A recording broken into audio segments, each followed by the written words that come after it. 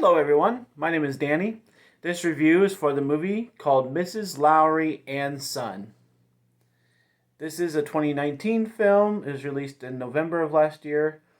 It does not come with a rating, but it runs an hour and a half, and it stars Vanessa Redgrave, Timothy Spall, and Stephen Lord, which we know all three of those people. If you know anything they've done, they're all older, so pretty impressive being together.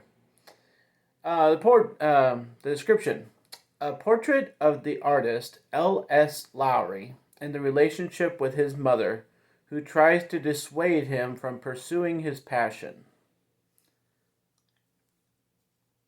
This is Mrs. Lowry and Son.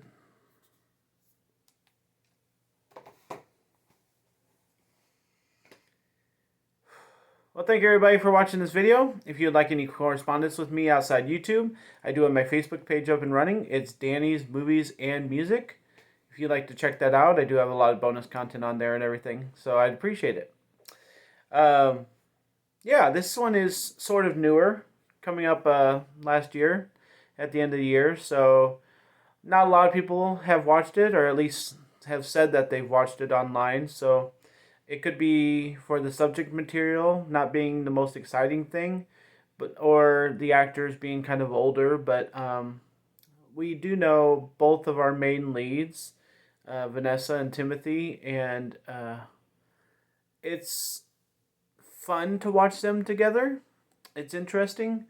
Uh, I'd say that Vanessa Redgrave is one of the amazing actresses, like, that's older and still alive. That she's one of those people that just impresses when you see her. So, obviously there are some more notable ones, but she's up there. And this guy that plays the son, he's done some different movies. I want to say like magic movies and stuff, but he's always played kind of a different character and everything. He just has that look. But this one, he plays a good son. He plays a good person. I think he is meant to portray all of us in the world and how we get dissuaded to follow our dreams. And so I see a lot of symbolism there. And that's kind of what this movie's about, I think, for the most part, why it got made. They wanted to tell this story, but it's not really a story. It's an experience between a mother and son. And she's older, kind of not really on her deathbed, but close.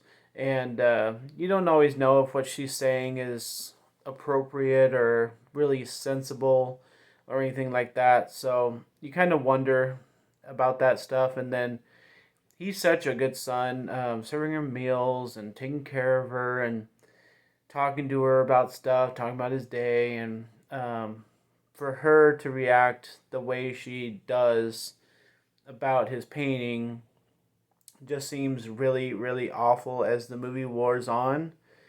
So I would say this, that I enjoy the first half of the film, maybe about the first half.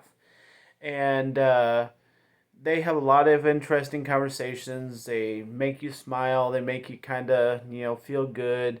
And then it kind of gets ugly, and she starts saying all this hurtful stuff, and she gets kind of like, she kind of goes a little crazy, and you don't know if she's in her right mind.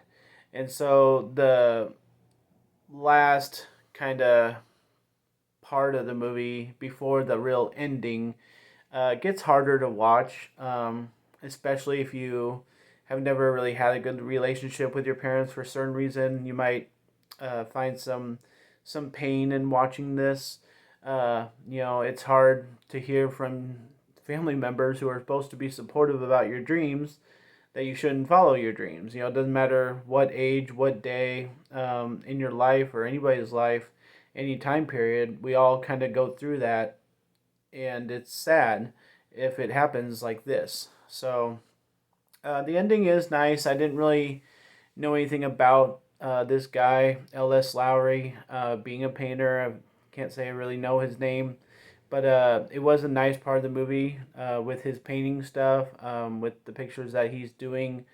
It's nice to kind of see his talent and what kind of comes out of that and what ends up becoming of that and why this movie was made.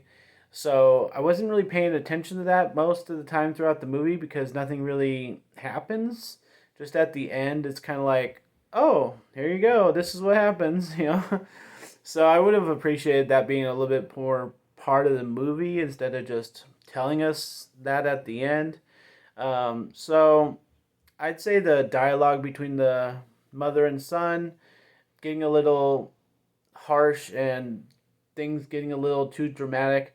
Like I can understand people telling you to kind of stop following your dreams and you need to kind of find a real job and blah blah blah in your 20s, maybe your 30s, but like this guy seems like he's pretty late in life to be told to stop following his dreams. So that was a little weak part of the movie too, that I just didn't really grasp onto. So this isn't really a movie to fall in love with. Um, I am kind of on the fence with it, but I enjoyed it for the beginning. I enjoyed the very end, knowing things about the art and everything. And it has some feel good moments. It has some good parts. So I think it's in the B range. I'm going to give Mrs. Lowry and Son a B minus, and I can advise it because it does have those feel good moments. It is history. It has some really good actors in it. So I think this is going to be, you never know when somebody's last movie might be. This might be Vanessa Redgrave's last movie. You never know.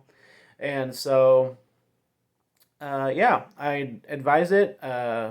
Just don't fall in love with it because there's some weird parts, but it is very nice. So a B minus for Mrs. Lowry and Son.